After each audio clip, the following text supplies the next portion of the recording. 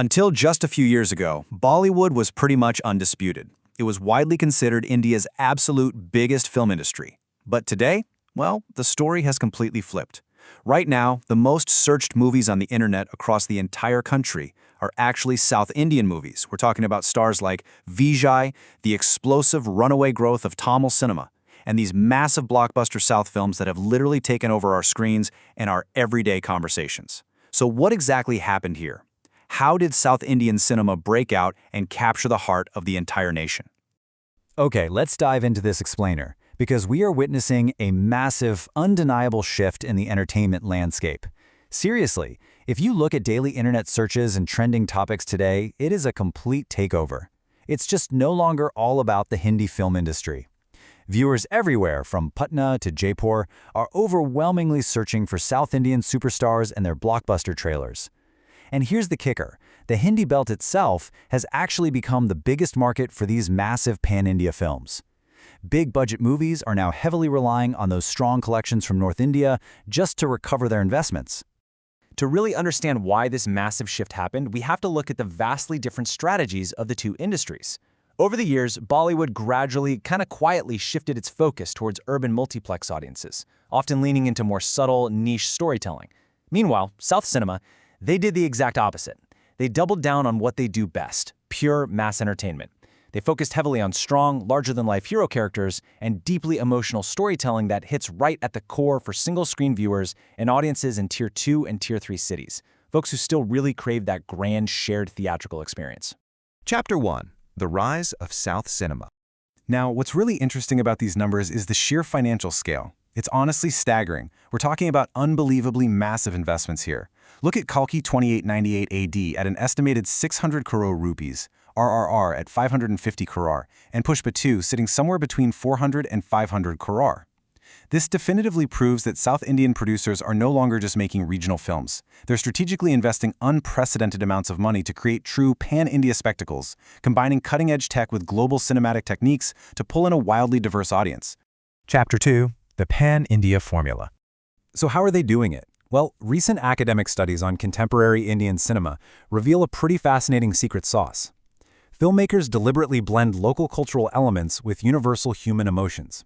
They're leaning hard into universal themes of heroism, friendship, and sacrifice, wrapped up in highly emotional storytelling centered around larger-than-life mass heroes. By honoring deeply rooted family values and delivering spectacular visuals, they create this perfect combination that connects just as strongly with a family in Lucknow as it does with a viewer in Chennai.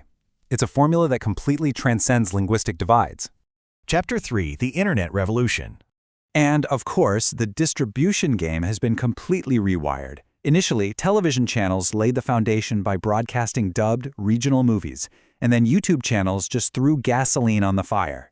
By 2025, out of all the theatrically successful films acquired by streaming platforms across Indian languages, a staggering 60% were from the South. Streamers are absolutely clamoring for these titles because they deliver incredibly high viewer completion rates. People aren't just clicking play, they are watching them all the way through to the end credits, which brings massive long-term value to these platforms. And this brilliantly illustrates just how valuable that engagement is. 175 crore rupees. That is the astounding amount Netflix reportedly paid just for the Hindi-dubbed version of Kalki 2898 AD. Let that sink in for a second.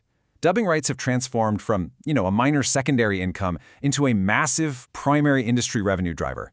Today, South Indian films can generate up to a quarter of their entire revenue simply by selling streaming and satellite rights for their dubbed versions. The internet didn't just share these movies, it built an entirely new economic engine for them. Chapter 4. The Power of Vijay. Let's move along and see how this builds on a personal level.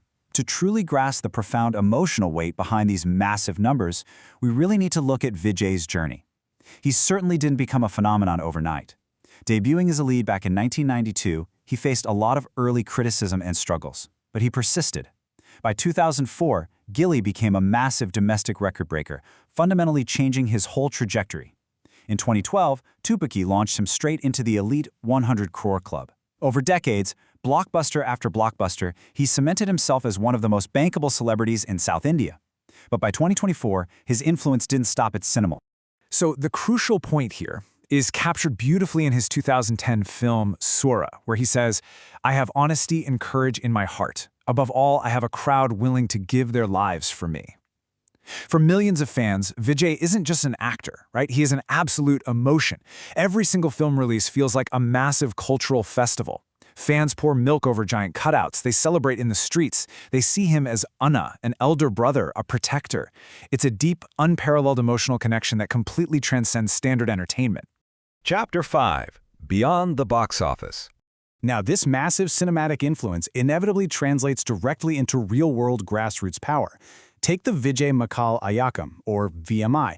It was originally launched way back in 2009 as a social welfare fan organization.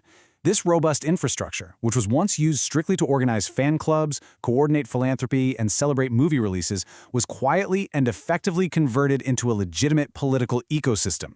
For years, his on-screen persona of a lone moral hero fighting corruption served as this long-term rehearsal for a real-world political plunge.